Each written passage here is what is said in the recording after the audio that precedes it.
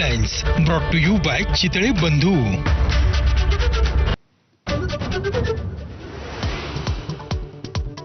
Operation सिंदूरमध्ये भारतानं पाकिस्तानचे 600 drone हाणून पाडल्याची सूत्रांची माहिती. 8 आणि 9 तारखेच्या रात्री पाकिस्तानकडून हवाई हद्दीचा भंग. भारतीय बॅलिस्टिक क्षेपणास्त्रे नूर खान एअरबेस भागामध्ये डागली. पाकिस्तानचे पंतप्रधान शहबाज शरीफ यांची माहिती. 10 मे रोजी पहाटे असीम यांचा फोन आल्याची शरीफ यांची माहिती.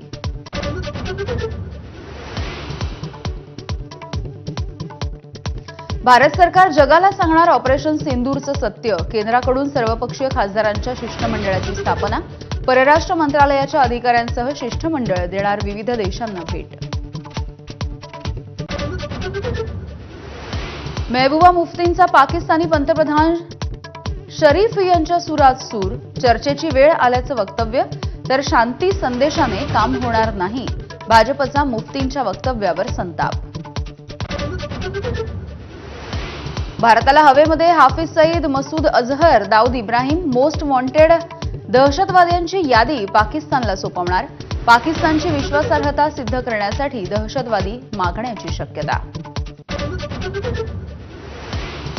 भारताने परवाना रद्द केल्याच्या नंतर तुर्कीची सेलेबी एअरपोर्ट सर्व्हिसेस दिल्ली उच्च न्यायालयात. कोणतंही ठोस कारण न देता राष्ट्रीय सुरक्षेची कारवाई केल्याचा दावा.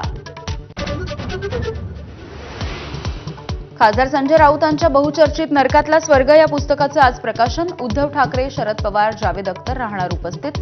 पुस्तकामध्ये राऊतांचे अनेक खळबळजनक दावे.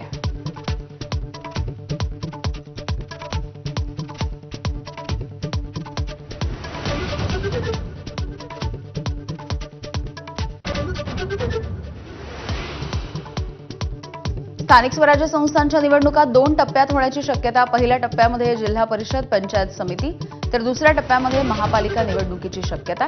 दिवाळीच्या नंतर बिगुल वाजण्याची शक्यता. बीडमधील गुंडागिरीचा आणखी एक व्हिडिओ समोर. परळीमधल्या जलालपूरमध्ये तरुणाला टोळक्याकडून बेदम मारहाण. 7 जण पोलिसांच्या ताब्यात. पिंपरीमधल्या इंद्रायणी नदीच्या पूररेषेमधल्या 36 बेकायदेशीर बंगल्यांवरती कारवाईला सुरुवात. सुप्रीम कोर्ट आणि राष्ट्रीय हरित लवादाच्या निर्णयानुसार कारवाई.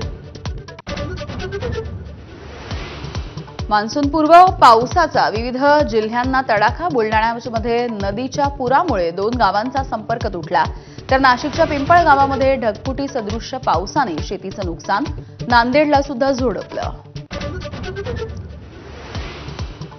पुणे महानगरपालिका निवडणुकीमध्ये महायुतीला ब्रेक लागण्याची शक्यता. फडणवीसांनी पुणे भाजपला दिलं 105 नगरसेवकांचं टार्गेट. पुणे महानगरपालिकेमध्ये एकूण 166 जागा. नीरज चोप्राची दोहा डायमंड लीगमध्ये विक्रमी कामगिरी. 3ऱ्या प्रयत्नामध्ये नीरजकडून 90.23 मीटर लांब भालाफेक. नीरजनं कारकिर्दीमध्ये पहिल्यांदाच ओलांडला 90 मीटरचा टप्पा. 8 दिवसांच्या विरामाच्या नंतर आयपीएलच्या थरारक उत्तरार्धाला आजपासून पुन्हा एकदा सुरुवात. आज आरसीबी विरुद्ध केकेआर सामना. 3 जूनला अंतिम सामना. अभिनेता एजाज खानचा अटकपूर्व जामीन अर्ज कोर्टानं फेटाळला. या प्रकरणाची गंभीरता लक्षात घेता कोठडीमध्येच चौकशी आवश्यक असल्याचा कोर्टाचा निर्वाळा. लग्नाचं आमिष दाखवून अत्याचार केल्याच्या प्रकरणी एजाज खानवरती गुन्हा दाखल. Headlines brought to you by Chitale Bandhu. ब्रेकनंतर ब्रेकफास्ट न्यूजमध्ये तुम्हा सगळ्यांचं पुन्हा एकदा स्वागत. ऑपरेशन सिंदूरची माहिती आणि